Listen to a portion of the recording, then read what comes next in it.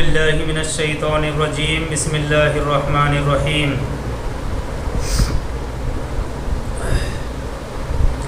فمن اضطر فی مخمصۃ غیر متجانف لإثم۔ ہم پہنچ چکے ہیں سورہ مائدہ آیت نمبر 3 میں فمن اضطر فی مخمصۃ تک۔ اس جملے کا ترجمہ یہ ہے لیکن جو شخص بھوک میں مضطر ہو جائے، لیکن جو شخص بھوک میں بے قرار ہو جائے اور کوئی حرام شے کھا لے، یعنی کسی انسان پر شدید فاقے کی کیفیت ہو اور بھوک سے اس کی جان نکل رہی ہو، تو وہ ان حرام کی ہوئی چیزوں میں سے جان بچانے کے بقدر کھا سکتا ہے۔ آگے اللہ تبارک و تعالیٰ نے غیر متجانف لإثم بھی ارشاد فرمایا، یعنی اس شرط کے ساتھ کہ اس گناہ کی طرف کہ اس کا گناہ کی طرف کوئی رجحان نہ ہو، یعنی اس کی نیت میں کوئی فتور نہ ہو بلکہ حقیقت میں اس کی جان پر بنی ہوئی ہو اور دل میں نافرمانی کا کوئی خوف نہ ہو، تو پھر ایسی صورت میں حرام کیے ہوئے جانوروں میں سے اگر کچھ کھا لے گا تو اس کے لیے جائز ہے۔ تو یہ آیت نمبر سورہ مائدہ آیت نمبر 3 ہی کے الفاظ ہیں۔ اللہ تعالیٰ فرماتے ہیں فَمَنِ اضْطُرَّ فِي مَخْمَصَةٍ غَيْرَ مُتَجَانِفٍ لِإِثْمٍ، لیکن جو شخص بھوک سے بے قرار ہو جائے، بھوک سے مجبور ہو جائے اور کوئی شے حرام شے میں سے کوئی جان بچانے کے بقدر کھا لے اور اس کی جان نکل رہی ہو، تو ان حرام کی ہوئی چیزوں میں سے جان بچانے کے بقدر کھا سکتا ہے، غیر متجانف لإثم، لیکن یہ شرط ہے کہ اس کا گناہ کی طرف کوئی رجحان، کوئی میلان نہ ہو، اس کی نیت میں کھوٹ اور فتور نہ ہو، بلکہ حقیقت ہی ایسی ہے کہ اس کی جان پر بنی ہوئی ہے، تو جان بچانے کی خاطر وہ کھا سکتا ہے۔ معارف القرآن میں ہے کہ اس جملے کا تعلق ان جانوروں سے ہے جن کی حرمت کا بیان شروع آیت میں آیا تھا۔ اس جملے کا تعلق ان جانوروں سے ہے جن کی حرمت کا بیان شروع آیت میں ذکر کیا گیا تھا، اور وہ 11 قسم کے جانور تھے۔ نمبر 1 میتہ یعنی مردار، دم مسفوح بہنے والا خون۔ نمبر 3 لحم خنزیر یعنی خنزیر کا گوشت۔ نمبر 4 وما اہل لغیر اللہ بھی، یعنی وہ جانور جو غیر اللہ کے نامزد کیا گیا ہو۔ نمبر 5 منخنقہ، یعنی وہ جانور جو گلا گھٹنے سے ہلاک ہو گیا ہو یا خود ہی جال وغیرہ میں پھنس کر ہلاک ہو گیا ہو۔ نمبر 6 موقوذہ، یعنی وہ جانور جو شدید ضرب لگنے سے ہلاک ہو گیا ہو یا جس کو لاٹھی یا پتھر وغیرہ سے ہلاک کر دیا گیا ہو۔ 7 متردیہ، یعنی وہ جانور جو کسی پہاڑ، ٹیلے یا اونچی جگہ یا کنویں میں گر کر مر گیا ہو، وہ بھی حرام ہے۔ اسی طرح سے نمبر 8 ہے نتیحہ، یعنی وہ جانور جو کسی ٹکر یا تصادم، موٹر یا ریل کی زد میں آ جانے سے ہلاک ہو گیا ہو۔ اور نمبر 9 وہ جانور ہے جس کو کسی درندے نے پھاڑ دیا ہو۔ وما اکل السبع کے الفاظ آئے تھے، وما اکل السبع۔ اور 9واں جانور 10واں جانور نمبر 10 ہیں، یعنی جو کسی استھان پر ذبح کیا گیا ہو۔ اور نمبر 11 تھا جس کو ذبح کرنے کے بعد اس کے گوشت کی تقسیم تیروں کے ذریعے سے کی گئی ہو۔ بہرحال یہ 11 قسم کے جانور تھے جن کا ذکر آیا. تو فمن اضطر فی مخمصۃ کا تعلق انہی جانوروں سے ہے جن کی حرمت کا ذکر کیا گیا، اور یہ 11 قسم کے جانور ہیں.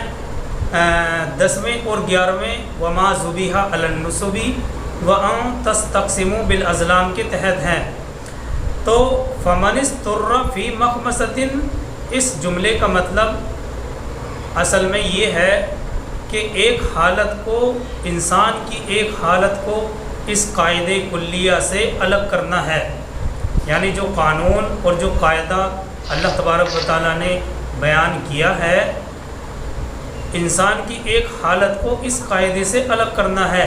یعنی اگر کوئی شخص بھوک کی شدت سے بیتاب ہو جائے، بھوک کی شدت سے بے قرار ہو جائے اور موت کا خطرہ لاحق ہو جائے، ایسی حالت میں اگر وہ مذکورہ جانوروں میں سے کسی کو کھانے کے لیے کھا لے تو اس کے لیے گناہ نہیں، مگر شرط یہ بھی لگائی ہے غیر متجانف لاسم، یعنی پیٹ بھرنا اور لذت حاصل کرنا اس کا مقصد نہ ہو، بلکہ صرف اتنا کھائے جس سے بے قراری کی حالت اور مجبوری کی حالت ختم ہو جائے. اس آیت کے آخری الفاظ میں اللہ سبحانہ و تعالیٰ یہ بھی فرماتے ہیں فَإِنَّ اللَّهَ غَفُورٌ رَحِيمٌ، بے شک اللہ بہت زیادہ مغفرت کرنے والا اور رحم کرنے والا ہے.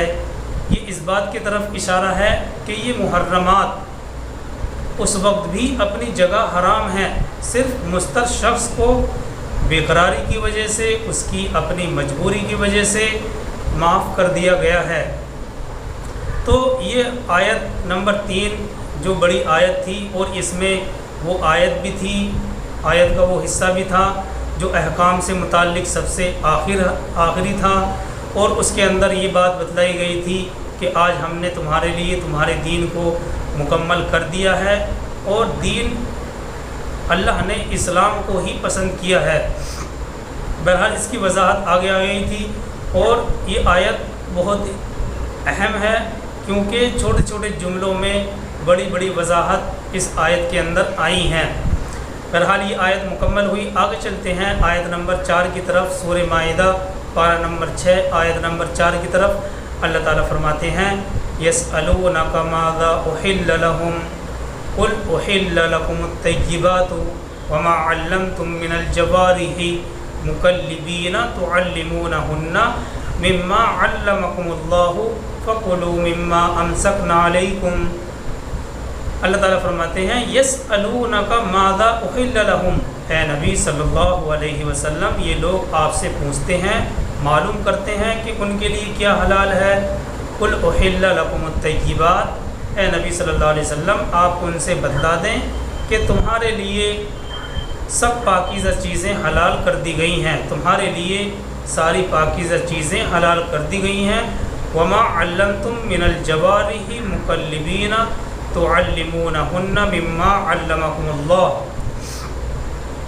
اور یہ جو تم سکھاتے ہو، دیکھیے آگے یہ بہت اہم ہے، اور یہ جو تم سکھاتے ہو شکاری جانوروں کو، پھر چھوڑتے ہو ان کو شکار کے لیے، انہیں تم نے سکھایا ہے اس میں سے جو اللہ نے تم کو سکھایا ہے. تعلمونہن مما علمکم اللہ، انہیں تم نے سکھایا ہے اس میں سے جو اللہ نے تمہیں سکھایا ہے. فَقُلُوا مِمَّا أَمْسَكْنَا عَلَيْكُمْ، تو تم ان جانوروں کے اس شکار میں سے کھا سکتے ہو جو وہ تمہارے لیے روکے رکھیں. وَاذْكُرُوا اسْمَ اللَّهِ عَلَيْهِ، اور اس پر اللہ کا نام لے لو. وَاتَّقُوا اللَّهَ، اور اللہ کا تقوی اختیار کرو، بے شک اللہ بہت جلد حساب لینے والا ہے. کسی صاحب کا مائک کھلا ہوا ہے، مائک بند کر لیجیے.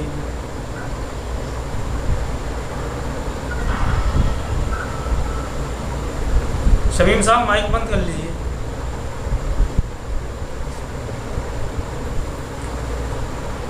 تو اس آیت میں اللہ تعالیٰ فرماتے ہیں انہیں تم نے سکھایا ہے اس میں سے جو اللہ نے تمہیں سکھایا ہے.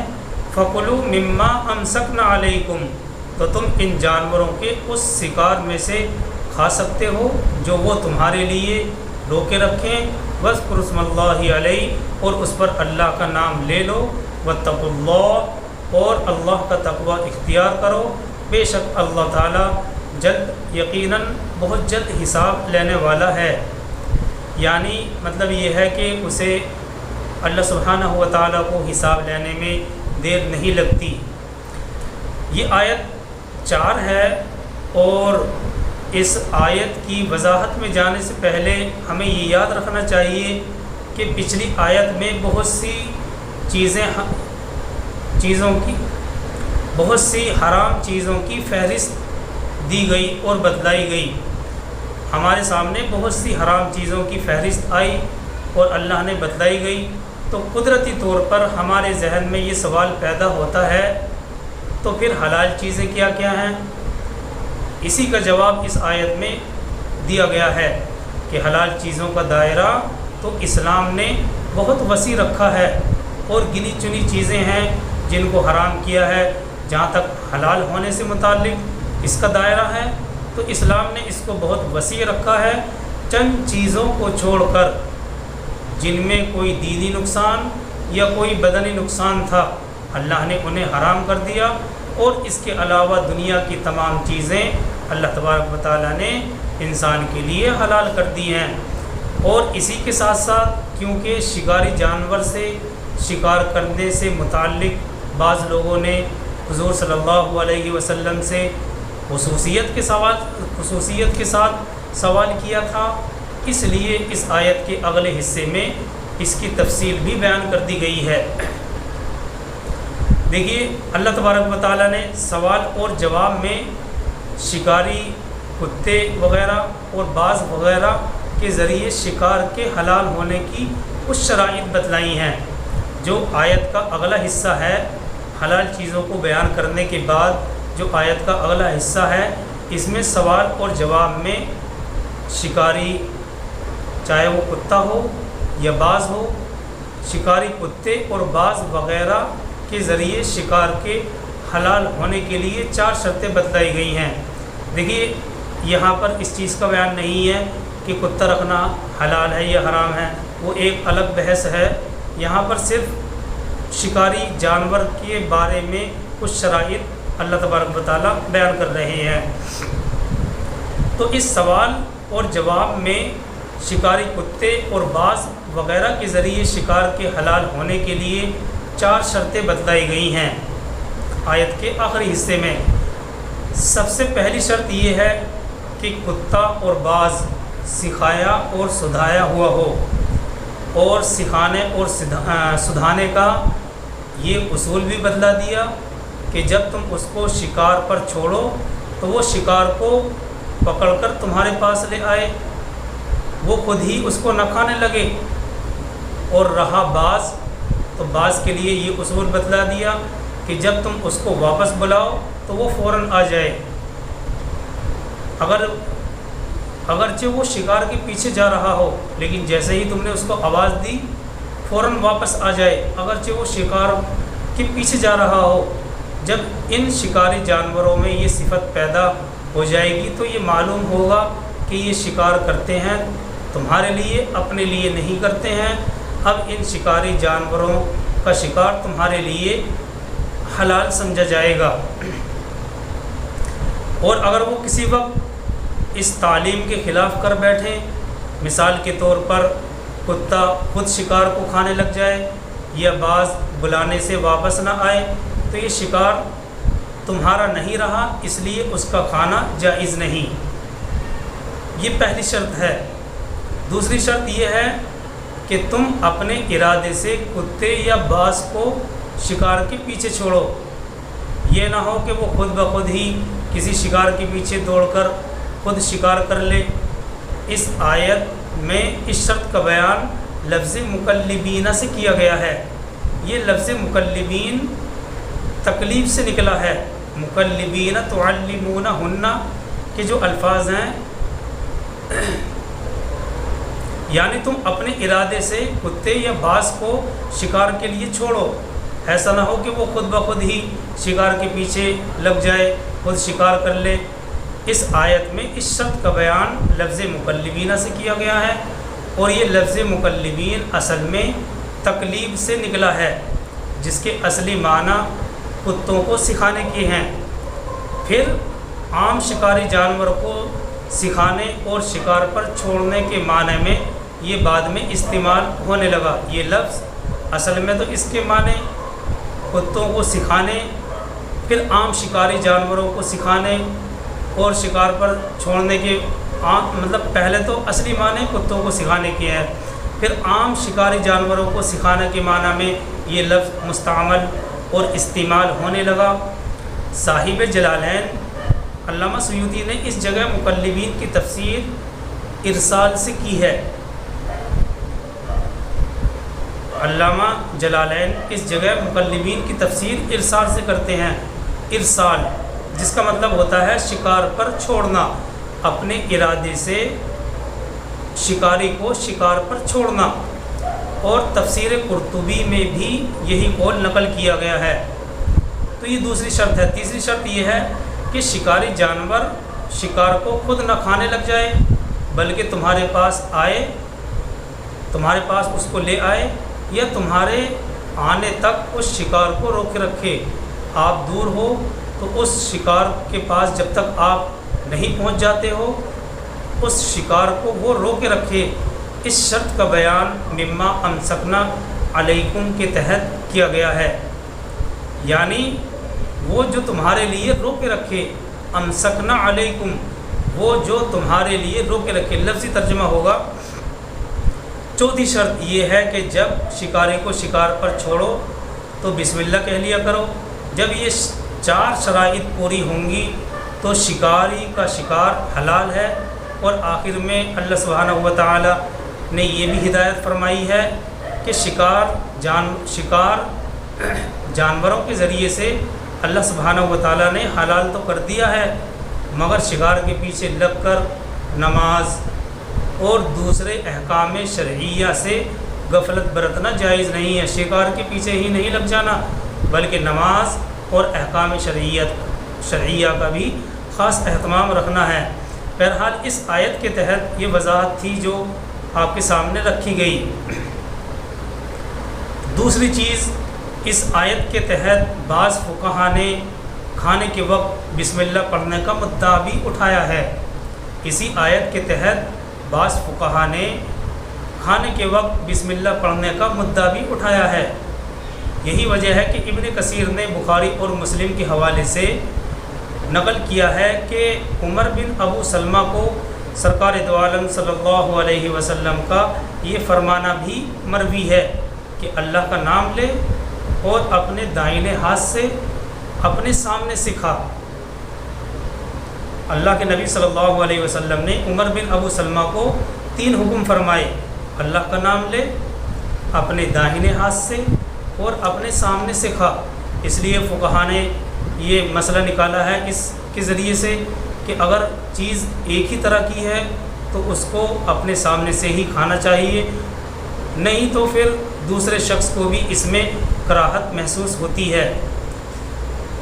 اب دیکھیے آگے مسند احمد میں سرکار دو عالم صلی اللہ علیہ وسلم، مسند احمد میں حدیث ہے کہ سرکار دو عالم صلی اللہ علیہ وسلم 6 آدمیوں کے ساتھ کھانا تناول فرما رہے تھے، تو ایک اعرابی نے آ کر اس میں سے 2 لقمے اٹھا لیے۔